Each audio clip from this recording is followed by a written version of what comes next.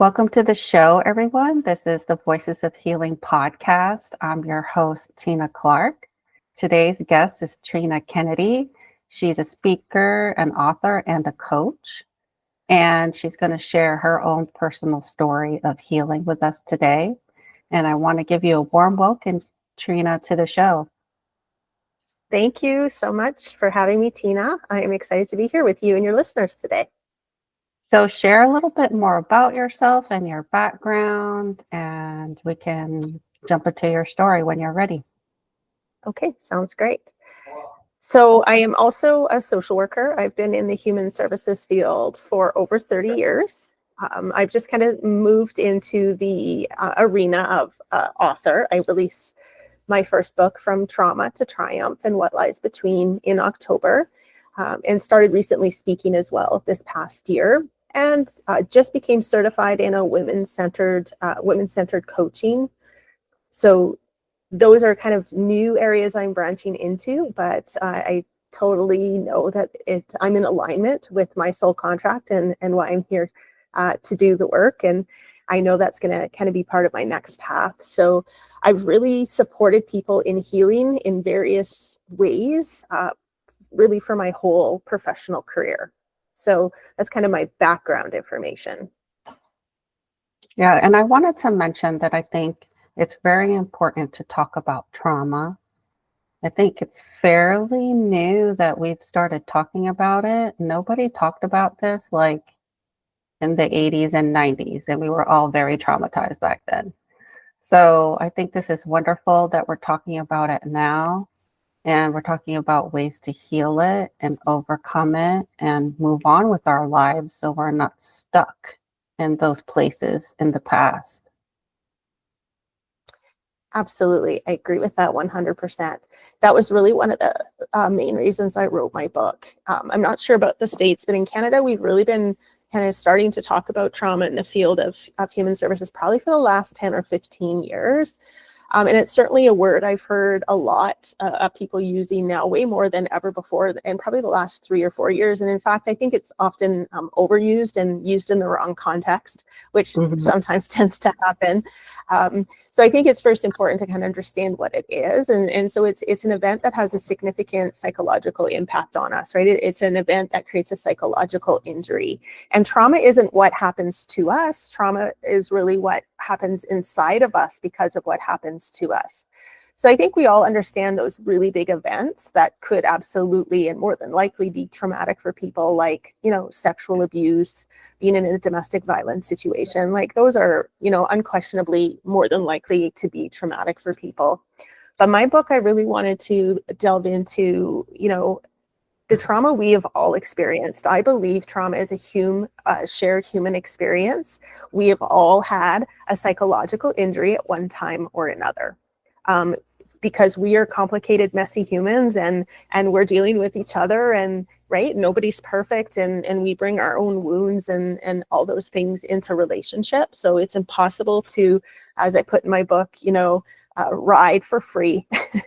and so we've all experienced it. So I really wanted to bring light to relational trauma. So my book really is about my story growing up as a very emotional, sensitive child with two parents who loved me and did the best they could, but because of their traumas and what was passed down to them, I really didn't get what I needed in terms of an emotional context. So, for example, I was probably 7 or 8. I can't exactly remember for sure what age I was, but it was around that. I went next door to my friend Carrie's to hang out with her for the day, and Carrie was sobbing on her bed, and I remember my heart just absolutely breaking. And I went over to her and I put my arms around her, and I said, "What's wrong, Carrie?" And she through sobbing tears said, "My mom and dad are getting divorced." And she was heartbroken, and I was heartbroken for her. And I spent some time with her, and I went back home, and I was still very upset and still processing. And at that time, early 80s, I didn't know anybody, whose parents were getting divorced. And I was sitting on my bed crying when my dad walked by, and he, in his rough voice said, "What are you crying about?" And I just explained Carrie's parents were getting divorced, and I'm really sad for her. And, instead of coming over to me and giving me a hug and validating my feelings and saying, you know what, that makes you a good friend when you care about others. And, it's really hard when we see people we care about hurt, and it's going to be okay. Or what do you need to feel better? He just looked at me and said, quit your crying, quit being so dramatic. It's not a big deal, and walked away. So those events for me were very significant, kind of like death by 1,000 little cuts. So those events happened over and over again throughout my childhood in various ways. And so what happens as, a child, when we are egocentric and we believe everything's about us, we internalize that, I'm not lovable. There's something wrong with me. My emotions aren't safe to share. So stuff them down, armor up. And so we start to get this protective armor that served me as a child to kind of get me through that. But when we don't heal those wounds, we carry that armor into our adult relationships. And there's a point it no longer serves us, and it can become quite problematic, as it did for me in my marriage once my kids launched. Which I write about in my book, was really a pivotal time to kind of go, okay, the armor that I was carrying around, passive aggressiveness and, perfectionism and all these responses to my trauma are really problematic now in my marriage. And things are going to blow up if I don't, learn to lay the armor down.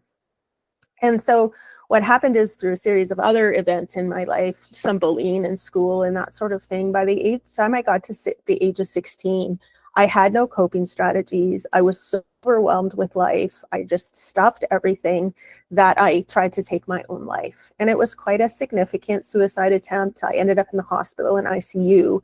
I was in the psychiatric ward for 2 weeks, which was horrible. And so, the point is that those little incidences in and of themselves of not being validated or seen, in and of themselves, one might not have been a big deal. I think it probably wouldn't have been problematic, but it was the consistent buildup of those relational interactions all the time. And my dad didn't know how to meet my emotional needs because his emotional needs were never met. So again, that's how that intergenerational trauma pattern starts to evolve.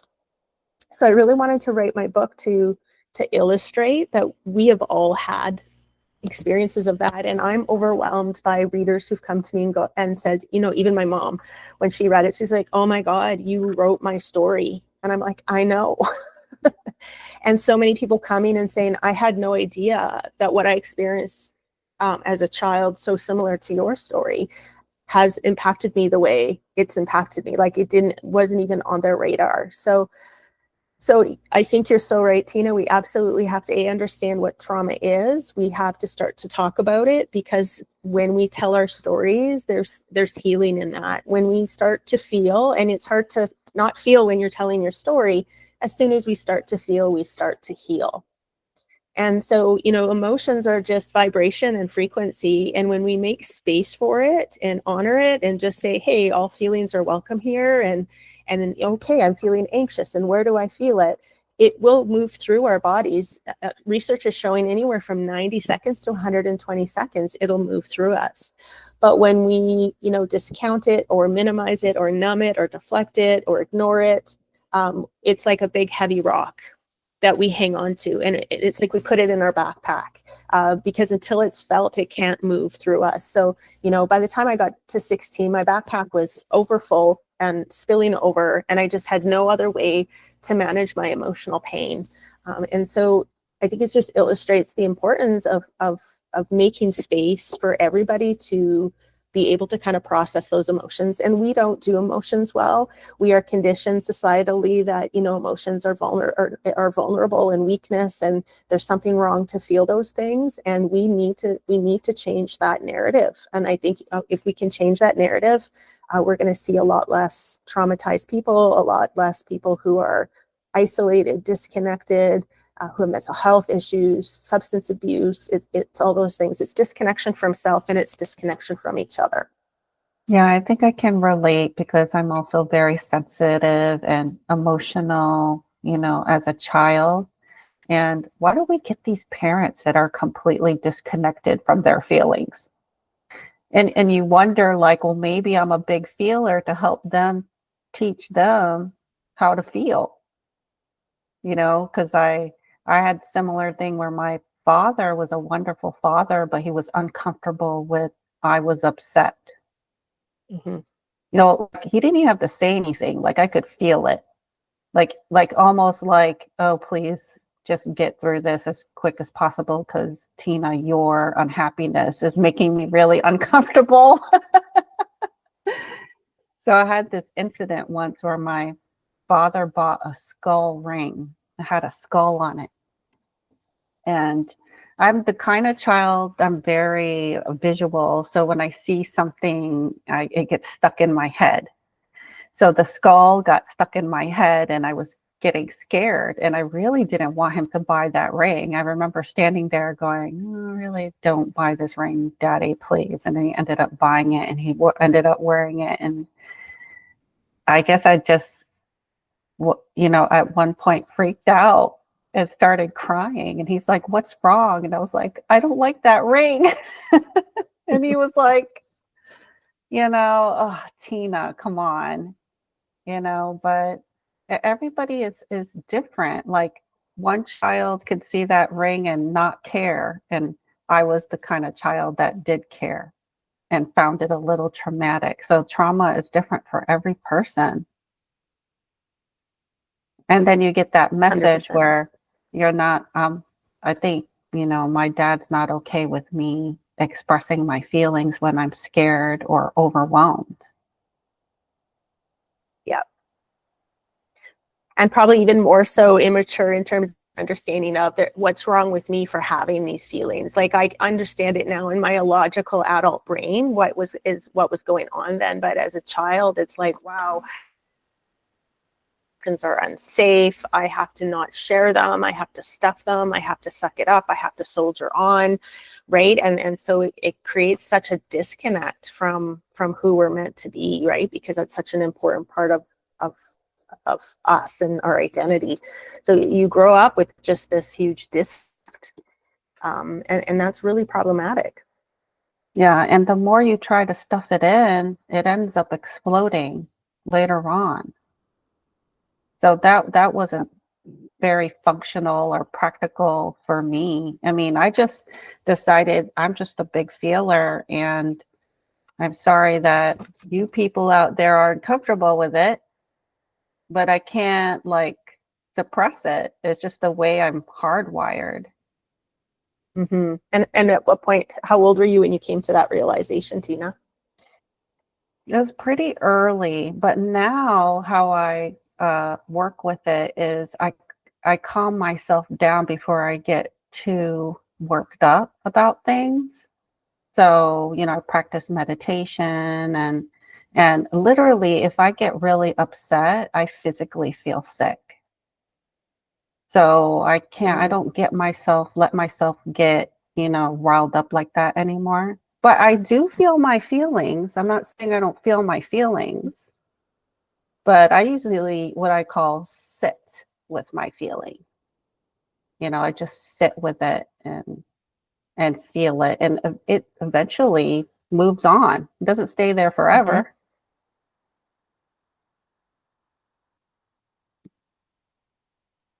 Right? And that's the power of being able to do that. It's really not that difficult. It's just we have to become more comfortable with doing it and holding space for people to for them to be able to do that. So a really life-changing moment for me was after my suicide attempt at 16. My mom, because this was the mid 80s. People did not know how to support adolescents who were suicidal, and nobody talked about it. My dad didn't come and see me in the hospital, which was, again, that was another trauma. Internalize that as, oh my God, he hates me. He doesn't care. When he was actually dealing with his own stuff because he was going through kind of his own self-blame, right, for how things got to where they were at. But my mom recognized, that I needed help, and she didn't know how to give that to me. So she connected me with an incredible psychologist by the name of Joan Bailey. And Joan really was the first adult in my entire life to that point who made me feel seen, heard, and understood. And when you feel seen, heard, and understood, you feel safe. And when you feel safe, your nervous system's regulated. And when your nervous system's regulated, then you can start to process, why have I been feeling the way I'm feeling? But when you're in a state of dysregulation, nervous system's dysregulated all the time. You're in that fight, flight, or freeze part of your brain. You're just reacting as opposed to responding. And it was such an incredible relationship. I'd only seen her for probably 4 or 5 months, but she saved my life. She was the one who helped me process things and start to move forward in a healthy, positive direction. And up till that time, I had another plan. I was going to attempt my life and make sure I was successful that time or complete it. So she really set me on the trajectory for the rest of my life, because I remember walking away going, I want to do that for people. I want to help create that space where people feel heard and understood, where they can start to heal. That really changed the trajectory of my life. So I'm so thankful for my mom to connect me with Joan, and I'm so thankful for Joan, and she saved my life. Her and my best friend. I write about that in my book too. My best friend Jen saved it as well.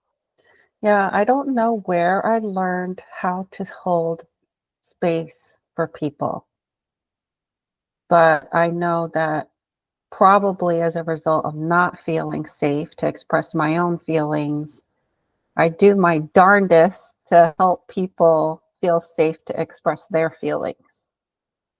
So, and it comes from a place of non-judgment. People are very afraid to be judged for how they feel or what has happened to them. And you know what? I feel like I've heard it all. And they're, just when I meet with my client, just tell me what's going on, and then we could figure out how to get better or how to make you feel better. Yes, absolutely. So is that really why was you the ended up start. becoming a social worker? Yes, yeah. So I started off going to school for my child and youth care diploma, which was to work with high-risk youth. And then I did that for a couple of years. And then I went back to school and got social work a few years after my bachelor's degree in human services. So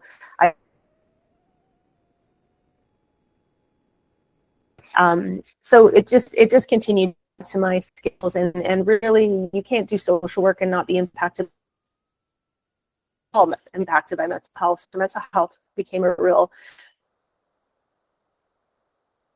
kind of moved into trauma from there. All part of my healing journey as well, that professional aspect of learning about it professionally, but then really trying to incorporate it personally in my own life. I'm 52 years old and I'm still on a healing journey. I don't know that it's a place we ever arrive, but just continuing to kind of learn and grow and evolve. So really excited about that. And so healing can look so different for everybody. And I think it's really important that your listeners understand that it is not one size fits all. I do know, though, that healing cannot happen in isolation. We have to be connected to other people or spiritually to something bigger outside of ourselves, whether that's nature, whether that's, God, if that's your religion, or right. We have to reach out. We are meant to be intra-connected. And that's the narrative too we have to switch from, which is a masculine power system structure about independence. No, we are interdependent. And we need to understand that we need each other and we need to connect to our higher power. And that's really, therapy, EMDR, somatic healing. There's so many new changes, or so many new modalities as well. I know a lot of people are terrified to do their healing because they think they have to actually go back and unpack it and relive it. And I just want your listeners to know there's so many modalities where you don't have to do that, right? It's really just about learning to calm your nervous system and letting go of where your nervous system has stored and held on to that trauma. So things like EMDR and, so any sort of somatic types of therapy really focus on, where it's being stored in your body to let it go. So there's mindfulness. I mean, there's so many things that can be part of our regular daily tools that can really help in our healing journey. Yeah, one of the other modalities that are very effective is emotional freedom tapping. So, or EFT tapping, and you Mhm. can just say, hey, I'm feeling anxious about this. And you don't have to get into why, how many times this has happened to you. You just say a statement, I'm really anxious about, say, my exam, but I deeply and unconditionally love myself. And you tap through that and it gets you into a calmer state. Yep, because again, it's about regulating the nervous system, regardless It's of the mode. regulating the nervous system. About regulating our Yeah. nervous system, and so self-regulation is another big area of my focus, and it's so important to understand when we're dysregulated versus regulated, and when we can be regulated, that's where we're resilient. Nobody's the best version of themselves when they're dysregulated. Nobody, right? I'm impatient, I'm irritable, I'm more reactive, I'm much more defensive. And I'm night and day when I'm dysregulated to regulated. So it really is, I think, too, when we make it about the physiology of our bodies, it takes some of the threat out of it for people and go, hey, we're all hardwired this way. And it's just, figuring out how to manage our nervous systems. So many people in the world, understandably, given all the things that are happening in this crazy, crazy world right now, are incredibly dysregulated. So for me, I don't watch the news because there's nothing I can do about it anyway. I don't know what's true, what's not. And so I just choose to not have that as part of my intake of information. And it's made all the world of difference for me. Yeah, same. I mean, for years, I have not watched the news. And if I get any piece of news, it's because somebody talks about it on Facebook, because I'm on Yeah, Facebook and other social media, and then I'll be like, oh, what happened? But otherwise, I am wonderfully clueless about things that are happening in the world. And if you are a sensitive person, you need to you need to do this for yourself, and it's a boundary that you need to apply to yourself because and protect yourself. I even told my absolutely. mother, like, she would listen to the news all the time and that she would tell me all these disasters happening all over the world, and I said, Mom, just turn the news off. You don't need to know those things. That's right. And Yeah. the I guess he was part of the silent generation, but the baby boomer generation are pretty addicted to their news shows. Mm-hmm. Yeah. And I just feel it instantly how it changes my vibration, right, to a lower vibration. And that's what dysregulation is. And so I do everything I can to protect my energy and my frequency. And I know, if I can do that, that's going to do more good for the world than worrying about what, the politicians are up to. Right. And when you're dysregulated too, you can't think straight. Mm-mm. Like you can't use your mind to think about what can I do next or, nothing. That just goes out the window. Yeah, well, we disconnect when we move into the amygdala, the survival part of our brain. We move into fight, flight, or freeze, and then we disconnect from the cortex, which is our thinking, logical brain. So you're absolutely right. And we just react, right? It's just all about reaction as opposed to responsiveness, which is more thoughtful and Hmm. clearer thinking. Yeah, And then at the extreme end of that, like for rage, if someone's experiencing rage, they black out and forget what they did or said. So it's really quite frightening to get to that point. yeah, absolutely. So you've been through a lot. I'm glad you're here. You're still here with us. And what would be your advice to someone who's beginning to look at some of these traumatic events in their lives or want to understand more about how to heal from them? Where do they begin? Reach out, ask for help. There's whether it's somebody in your life that you trust, whether it's a professional, whether it's exploring the different modalities to see what you think you might want to explore. I know there's a lot and that can feel really overwhelming, but I explain, if somebody is wanting to seek professional help, it's like going shoe shopping. You have to try on some different pairs of shoes before you know what feels good. And I'm not going to dictate to anybody what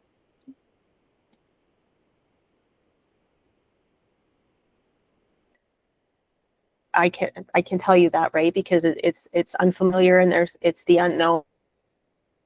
Ourselves through, the uncomfortable, and we lean in and get vulnerable. Amazing things are waiting for you on the other side of that. I'm a testament to that, and I've helped countless people who are testaments to that. So have such an incredible innate greatness inside of us. We're all here for a purpose, but we have to really move through the blocks that are holding us back. So healing is hard, but it's worth it. And there's so many people out there who can help you. Your feelings matter, your healing matters. And there's endless greatness on the other side of that for you. So please know that you don't have to do it alone. If you're interested, my book might be a good starting place, From Trauma to Triumph and What Lies Between. So that's available on Amazon, or you're free to go to my website. And if you want to reach out, I can get you a signed copy if that's something you're interested in. There's just so many. There's people who coach, there's therapists, there's healing circles through church groups. Like, there's just so many options, but please know you cannot do it alone. You have to do it in connection with others. And I know that's scary, especially if others in your life have let you down in the past. Yeah, I think that's a really good point, because even for people like us that help others and know a lot about these kind of modalities and are trauma informed, even, we have to reach out for help. Sometimes we can't do it Absolutely. on our own. And yeah, and sometimes you need somebody else's perspective to give you more perspective about your situation. So don't feel like you're a failure, you're not doing things right. If you can't figure it out on your own, you're not supposed to be figuring it out on your own. That's the Correct. way it's set up on planet Earth. I'm convinced we're not here to hang out by ourselves, not talk to anybody, and heal all by ourselves.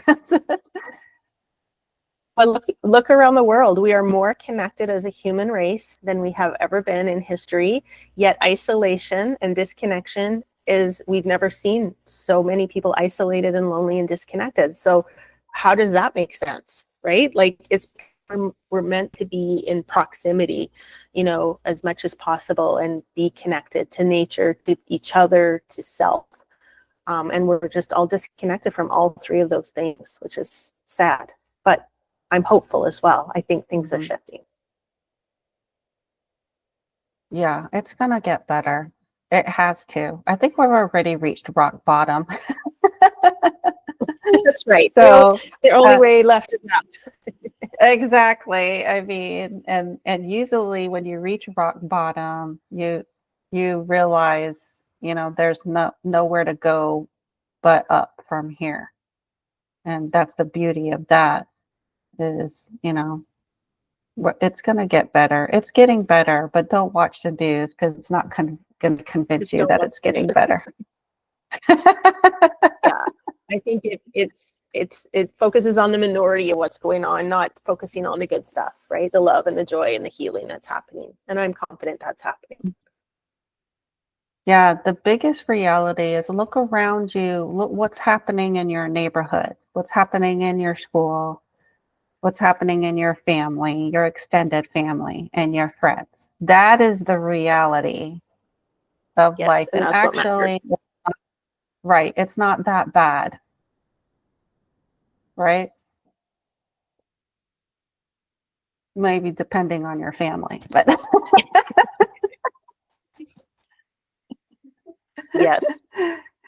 but not as bad as what they're portraying in the news or the movies or the TV shows, Mm. Well, Trina, I want to thank you so much for sharing your story, and all of her information is going to be in the show notes. Check out her book if you're interested about reading about her experience. And sounds like you have a lot of experience in this area. If you need her help, reach out to her too, as well. Absolutely. All right. Thank you, Trina. Thank you so much, Tina. Take care.